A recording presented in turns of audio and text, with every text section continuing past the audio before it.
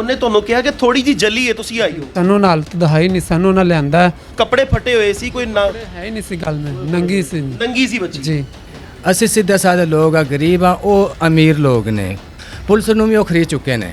ਸੋ ਦੋ ਕਰਨ ਵਾਲੇ ਨੂੰ ਥਾਣੇ 'ਚ 4 ਰੁਪਏ ਦਿੱਤੀ ਹੋਈ ਤੇ ਪ੍ਰੋਟੋਕਾਲ ਦਿੱਤਾ ਹੋਇਆ। ਪ੍ਰੋਟੋਕਾਲ ਦਿੱਤਾ ਹੋਇਆ ਹੈ। ਉਹਦੇ ਮੂੰਹ 'ਚ ਉਹਦੇ ਨੱਕਾਂ 'ਚ ਉਹ ਝੱਗ ਆ ਰਹੀ ਸੀ। ਗਰੀਬਾਂ ਦੇ ਬੱਚਿਆਂ ਨਾਲ ਇਹੋ ਹੀ ਹਾਲ ਹੁੰਦਾ ਰਿਹਾ ਤੇ ਫਿਰ ਸਾਡੇ ਮੁਲਕ ਦਾ ਤਾਂ ਕੋਈ ਹਾਲ ਨਹੀਂਗਾ।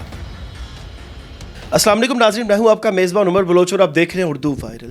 नाज़रीन, एक और कसूर की ज़ैनब की इज़्ज़त को तार तार कर दिया गया है। घरेलू मुलाजमा ज़ैनब एक घर में काम करती थी, मेहनत मजदूरी करती थी, लेकिन जो मालिक था दरिंदा, उसने मौके की निस्बत से फ़ायदा उठाया, मौके की मुनासबत से फ़ायदा उठाया। पहले उसकी इज़्ज़त ख़राब की और उसके बाद उसको मौत के घाट उतार दिया, बल्कि मौत के घाट उतारने के बाद उसको जला दिया। इतना बड़ा जुल्म और इतनी बड़ी फिरौनियत जिस फैमिली के साथ बरती गई है वह मेरे साथ मौजूद है। बच्ची के वालिद मेरे साथ मौजूद हैं, इनसे बात करके जानेंगे सारा वाकया क्या। अस्सलाम वालेकुम। ਵਾਲੇਕੁਮ ਸਲਾਮ ਜੀ। ਉਸਤਾਦ ਜੀ ਪਿੱਛੋਂ ਕਿੱਥੋਂ ਦੇ ਗਏ ਹੋ ਤੁਸੀਂ? ਪੱਤੋਂ ਕੀ ਬੈੜਵਾਲ ਸਿੰਘ ਤੇ ਇੱਥੇ ਬੱਚੀ ਕੰਮ ਕਰਦੀ ਸੀ ਮਿਲਤ ਪਾਰਕ, ਜੀ। ਜਿੰਦੇ ਕੋ ਕੰਮ ਕਰਦੀ ਸੀ ਬੰਦਾ ਕੌਣ ਹੈ? ਸਲਮਾਨ ਅੱਛਾ, ਸਾਰਾ ਵਾਕਇਆ ਕੀ ਹੋਇਆ? ਤੁਹਾਨੂੰ ਕਦੋਂ ਖਬਰ ਮਿਲੀ ਕਿ ਤੁਹਾਡੀ ਬੱਚੀ ਦੇ ਨਾਲ ਇਹ ਮਾਮਲਾ ਹੋਇਆ? ਸਲਮਾਨ ਜੁਮੇ ਰਾਤ ਦਾ ਵਾਕਿਆ ਤੇ ਸਾਨੂੰ ਇਹਨਾਂ ਜੁਮੇ ਵਾਲੇ ਦਿਨ ਨਾ 10 ਵਜੇ ਫੋਨ ਕੀਤਾ, ਤੁਹਾਡੀ ਬੱਚੀ ਦੀ ਨਾ ਥੋੜੀ ਜੀ ਹਾਲਤ ਜਲੀ ਹੈ ਥੋੜੀ ਜੀ, ਤੇ ਤੁਸੀਂ ਆਓਗੇ ਤੇ ਹਸਪੀਟਲ ਅਸੀਂ ਲੈ ਕੇ ਜਾ ਰਹੇ ਹਾਂ ਤੇ ਤੁਸੀਂ ਅੱਛਾ, ਮਤਲਬ ਉਹਨੇ ਤੁਹਾਨੂੰ ਕਿਹਾ ਕਿ ਥੋੜੀ ਜੀ ਜਲੀ ਹੈ ਤੁਸੀਂ ਆਈ ਹੋ? ਜੀ। ਤੇ ਤੁਹਾਡੇ ਆਉਣ ਨਾਲ ਇਲਾਜ ਹੋਣਾ ਹਸਪੀਟਲ ਮੈਂ ਲੈ ਕੇ ਗਿਆ ਆ ਤੇ ਇਲਾਜ ਨਹੀਂ ਤੁਹਾਡੇ ਤੋਂ ਬਗੈਰ ਉਹ ਕਰਦੇ। ਤੁਸੀਂ ਮਾਂ ਤੇ ਪਿਓ ਦਾ ਦੋਵੇਂ ਆਓ ਤੇ ਦੋਨੋਂ ਆਓਗੇ ਨਾ ਤੇ ਤੁਹਾਡੇ ਆਇਆ ਇਲਾਜ ਹੋਏਗਾ। ਤੇ ਜਦੋਂ ਤੁਸੀਂ ਜਾ ਕੇ ਉਹਦੀ ਹਾਲਤ ਬੱਚੀ ਦੇ ਵੇਖੀ, ਉਹਦੀ ਕੀ ਹਾਲਤ? ਸਾਨੂੰ ਨਾ ਹਾਲਤ ਦਿਖਾਈ ਨਹੀਂ, ਸਾਨੂੰ ਉਹਨਾਂ ਲਿਆਂਦਾ ਉਹਨਾਂ ਦਾ ਉਹ ਹਸਪੀਟਲ ਜਦੋਂ ਲੈ ਕੇ ਗਿਆ ਨਾ ਤੇ ਹਸਪੀਟਲ ਵਾਲਿਆਂ ਨੇ ਪੁਲਿਸ ਨੂੰ ਫੋਨ ਕਰ ਦਿੱਤਾ, ਇਹ ਪੁਲਿਸ ਦਾ ਕੇਸ ਹੈ, ਸਾਡਾ ਨਹੀਂ ਕੇਸ ਹੈਗਾ।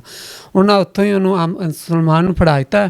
ਉਹਨੂੰ ਫੜਿਆ ਗਿਆ ਤੇ ਉਹਨਾਂ ਆਪਦੇ ਘਰ ਸਾਨੂੰ ਪੱਤੋਂ ਕੀ ਚੋਂ ਲਿਆ ਕੇ ਆਪਦਾ ਭੱਜ ਤੜੁੱਕ ਕਰਦੇ ਫਿਰਦੇ ਨੇ ਸਾਡਾ ਮੁੰਡਾ ਬਾਹਰ ਆ ਜਾਵੇ ਤੇ ਸਾਫ ਪੇਪਰ 4 ਲੈ ਨੇ ਉਹਨਾਂ ਤੇ ਸਾਡੇ ਕੋਲ ਸਾਈਨ ਲੈ ਨੇ ਮੇਰੇ ਕੋਲ ਸਾਈਨ ਅੰਗੂਠੇ ਕਰਵਾ ਲਏ ਨੇ। ਜੀ ਹਾਂ।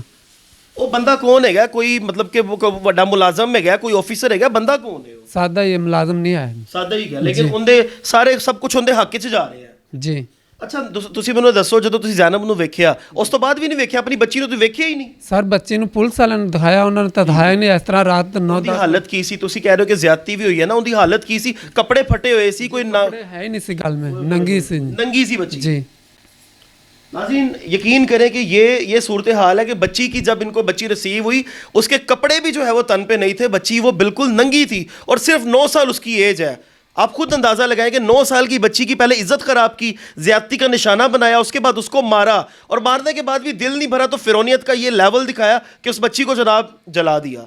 बच्ची के नाना भी मेरे साथ मौजूद है, इनसे गुफ्तगू करेंगे कि बच्ची की क्या हालत थी जब इन्होंने उसको देखा। अस्सलाम वालेकुम। ਵਾਲੇਕੁਮ ਸਲਾਮ ਤੁਸੀਂ ਬੱਚੀ ਦੇ ਨਾਨਾ ਹੈਗੇ ਹੋ ਜੀ। ਤੁਸੀਂ ਕਿਸ ਹਾਲਤ ਵਿੱਚ ਬੱਚੀ ਨੂੰ ਦੇਖਿਆ? ਅਸੀਂ ਸਰ ਜਿਹੜਾ ਹੈ ਨਾ ਇਹਨਾਂ ਫੋਨ ਕੀਤਾ ਹੈ ਜੁਮੇ ਵਾਲੇ ਦਿਨ ਕਿ ਬੱਚੀ ਨਾ ਥੋੜੀ ਜਿਹੀ ਜਲ ਗਈ ਹੈ ਤੇ ਇਹਦਾ ਮਾਂ-ਬਾਪ ਇੱਥੇ ਆਵੇ।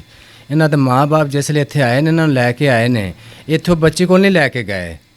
ਇਹਨਾਂ ਨੂੰ ਆਪਣੇ ਘਰ ਬਿਠਾਇਆ ਘੰਟਾ 2 ਘੰਟੇ ਬਿਠਾਉਣ ਤੋਂ ਬਾਅਦ ਫਿਰ ਇਹਨਾਂ ਨੂੰ ਲੈ ਗਏ ਨੇ। ਕਦੀ ਥਾਣੇ ਲਈ ਜਾ ਰਹੇ ਨੇ, ਕਦੀ ਵਕੀਲਾਂ ਦੇ ਕੋਲ ਲਈ ਜਾ ਰਹੇ ਨੇ। ਆਪਣੀ ਮਰਜ਼ੀ ਨਾਲ ਸੈਨ ਗੁੱਠਾ ਕੋਈ ਰਫ ਪੇਪਰਾਂ ਤੋਂ ਨਾ ਇਹਨਾਂ ਕੋਲੋਂ ਸੈਨ ਗੁੱਠਾ ਲਏ ਨੇ। ਬੱਚੀ ਕੋਲ ਇਹਨਾਂ ਨਹੀਂ ਲੈ ਕੇ ਗਏ। ਇਹ ਕਹਿੰਦੇ ਨੇ ਸਾਨੂੰ ਬੱਚੀ ਕੋਲ ਲੈ ਚੱਲੋ, ਹਲ ਚੱਲਨੇ ਆ, ਇਹਨੂੰ ਆਪਾਂ ਛਡਾ ਲਈਏ। ਤੁਸੀਂ ਬਲਕਿ ਇਹ ਕਿਹਾ ਜੇ ਕਿ ਸਾਨੂੰ ਕੱਲ੍ਹ ਦੀ ਇਹਨਾਂ ਖਬਰ ਕੀਤੀ ਹੈ। ਖਬਰ ਉਹਨਾਂ ਜੁਮੇ ਵਾਲੇ ਦਿਨ 10 ਵਜੇ ਕੀਤੀ ਹੈ ਤੇ ਇਹਨਾਂ ਨੂੰ ਕਹਿ ਰਹੇ ਨੇ ਕਿ ਤੁਸੀਂ ਕਿਹਾ ਜੇ ਕਿ ਸਾਨੂੰ ਖਬਰ ਕੱਲ੍ਹ ਦੀ ਨਾ ਕੀਤੀ ਹੋਈ ਹੈ।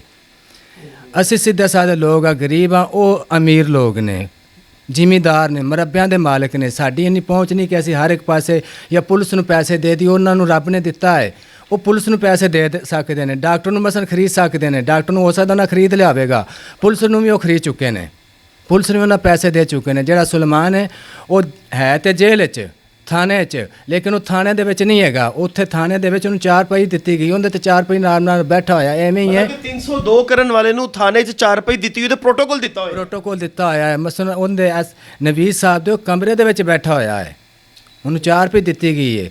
ਐਸਾ ਕਿ ਬੱਚੀ ਦੀ ਹਾਲਤ ਵੇਖੀ ਸੀ? ਅਸੀਂ ਬੱਚੀ ਦੀ ਹਾਲਤ ਮੈਂ ਹਫਤੇ ਵਾਲੇ ਦਿਨ ਜਾ ਕੇ ਦੇਖੀ। ਮੈਂ ਬਾਅਦ ਇਹਨਾਂ ਦੇ ਪਿੱਛੇ ਆਇਆ। ਕੀ ਹਾਲ ਸੀ ਬੱਚੀ ਦਾ? ਬੱਚੀ ਦਾ ਇਹਨਾਂ ਨਾਲ ਜਿਹੜਾ ਜਿਸਮ ਸੀ ਇਹ ਜਲਿਆ ਹੋਇਆ ਸੀ। ਇਹ ਉਹਦੇ ਚੋਟ ਲੱਗੀ ਸੀ, ਇਹ ਚੋਟ ਲੱਗੀ ਸੀ, ਇਹ ਚੋਟ ਲੱਗੀ ਸੀ। ਇੱਥੋਂ ਉਹਨੂੰ ਕੁੱਟਿਆ, ਮਾਰਿਆ ਵੀ? ਉਹਨੂੰ ਕੁੱਟਿਆ, ਉਹਦੇ ਨਾਲ ਜ਼ਿਆਦਤੀ ਕੀਤੀ ਗਈ ਹੈ। ਉਸ ਤੋਂ ਬਾਅਦ ਉਹਦੇ ਮੂੰਹ 'ਚ ਹੋ ਸਕਦਾ ਕਿ ਉਹਨੂੰ ਕੋਈ ਜ਼ਹਿਰੀਲੀ ਚੀਜ਼ ਦਿੱਤੀ ਗਈ ਹੋਵੇ, ਜ਼ਹਿਰ ਦਿੱਤੀ ਗਈ ਹੋਵੇ। ਉਹਦੇ ਮੂੰਹ 'ਚ, ਉਹਦੇ ਨੱਕਾਂ 'ਚ ਝੱਗ ਆ ਰਹੀ ਸੀ, ਡਾਕਟਰਾਂ ਨੇ ਜਿੱਥੋਂ ਉਹਨਾਂ ਨੂੰ ਜਵਾਬ ਦਿੱਤਾ ਹੈ ਕਿ ਵੀ ਇਹ ਕੇਸ ਸੀਰੀਅਸ ਹੈ ਤੇ ਇਹਦੇ ਵਾਲਿदैन ਨੂੰ ਬੁਲਾਵੋ। ਸਾਰਾ ਜਿਸਮ ਜਲ ਗਿਆ ਬੱਚੀ ਦਾ। ਸਾਰਾ ਜਿਸਮ ਇੱਥੋਂ ਇੰਨਾ ਉਤਾ ਹੁੰਦਾ, ਸਾਰਾ ਜਿਸਮ ਹੀ ਜਲ ਗਿਆ ਸੀ। ਔਰ ਸਾਨੂੰ ਪਿੰਡ ਦੇ ਵਿੱਚ ਚੌਧਰੀ ਸਾਹਿਬਾਨ ਧਮਕੀਆਂ ਦੇ ਰਹੇ ਨੇ, ਡਰਾ ਰਹੇ ਨੇ।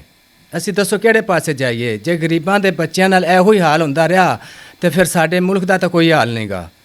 ਮੇਰੀ ਮਰੀਮ ਨਵਾਜ਼ ਅੱਗੇ ਇੱਕ ਦਰਖਾਸਤ ਤੇ ਅਪੀਲ ਕਰਨਾ ਕਿ ਮਰੀਮ ਨਵਾਜ਼ ਸਾਹਿਬ ਉੱਠੋ, ਜਾਗੋ। ਇਹ ਸਾਡੇ ਮੁਲਕ 'ਚ ਕੀ ਹੋ ਰਿਹਾ ਹੈ? ਇਹ ਤੁਹਾਡਾ ਸਾਨੂੰ ਕੀ ਫਾਇਦਾ ਜੇ ਗਰੀਬਾਂ ਦੇ ਬੱਚੇ ਇਸ ਤਰ੍ਹਾਂ ਮਰਦੇ ਰਹੇ ਤੇ ਜਲਦੇ ਰਹੇ?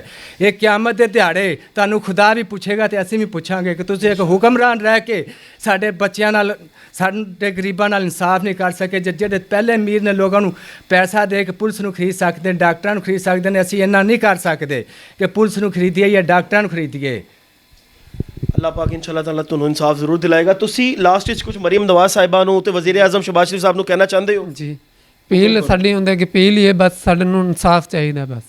नाजरीन, यहाँ पे जो सूरत हाल है ना, वो मैं ये आपका खुलासा बयान करता हूँ क्योंकि वालिद तो सदमे में है कि उनसे सही से बात नहीं हो रही। ये गरीब लोग हैं, हाथ जोड़ जोड़ के ये इंसाफ मांग रहे हैं। आज ये दुनिया है, यहाँ पे आपकी हुक्मरानी है, आपके हुक्म चलने हैं बेशक, लेकिन एक दुनिया आखिरत भी है, वहाँ पे मेरे रब की बादशाही है। अगर आज इनको इंसाफ ना दिया गया तो आखिरत वाले दिन इनके हाथ होंगे और आपके गिरेबान होंगे, क्योंकि इंशाल्लाह इंशाल्लाह यहाँ पे नाजरीन जाहिर है ये दुख की इस टाइम घड़ी है उनके लिए। उनकी बच्ची जो है वो उसको बर्बरियत का जो है वो निशाना बनाया गया है। उस बच्ची के साथ बदफेली के बाद उसको कत्ल किया गया, उसको जलाया गया है। इंसानियत सोज वाक़या और इंसानियत की तजलील की गई है। मेहरबानी फरमा के मरीम नवाज साहिबा, आपने जो औरतें हैं उनके हकूक़ के लिए आपने कहा था कि मैं बहुत ज़्यादा स्ट्रॉन्ग रहूँगी, और आपने स्ट्रॉन्गली जो है वो ये कंडेम किया था कि औरतों को उनके राइट्स मिलेंगे। अगर किसी बच्ची के साथ, किसी लड़की के साथ किसी किस्म की कोई ज़्यादती होती है तो पर्सनली जो है वो उस पर मैं नोटिस लूँगी और उनको इंसाफ फराहम करूँगी। मेहरबानी फरमा के इस फैमिली को इंसाफ दीजिएगा। अपने मेज़बान को दीजिए इजाज़त।